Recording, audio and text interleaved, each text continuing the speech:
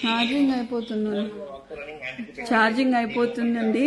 నేను యాక్చువల్లీ ఇక్కడ మన మీద కుట్రలు జరుగుతున్నాయి, కుతంత్రాలు జరుగుతున్నాయి. వేం నరేందర్ రెడ్డి, పొంగులేటి శ్రీనివాస్ రెడ్డి, వెండి వర్గం అంతా కలిసి కుట్రలు చేస్తున్నారు.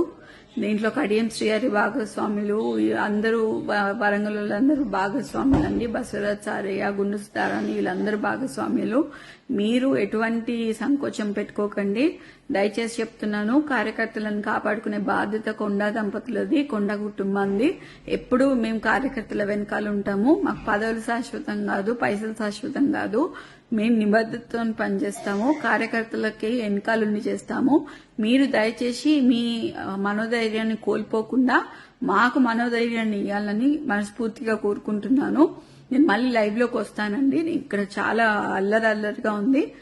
చుట్టూ మొత్తం పోలీసుల ప్రహారీలో నేను ఉన్నాను.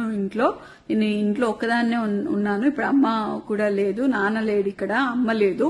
నేను ఒక్కదాన్నే ఇంత పెద్ద ఇంట్లో ఒక పోలీసుల ప్రహారీ మధ్యలో ఉన్నాను. మేమేం తప్పు చేశామనేది కూడా తెలియట్లేదు. అసలు ఇంత కక్ష కట్టి బీసీ లీడర్లని మమ్మల్ని ఎందుకు ఇలా చేస్తున్నారు అనేది తెలియట్లేదు.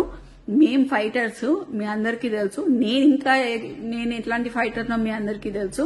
నేను ఈ సిచ్యువేషన్ ని డెఫినెట్లీ ఫైట్ చేస్తా. ఎందుకంటే చిన్నప్పటి నుంచి నేను ఫైట్ చేసి ఉన్నా.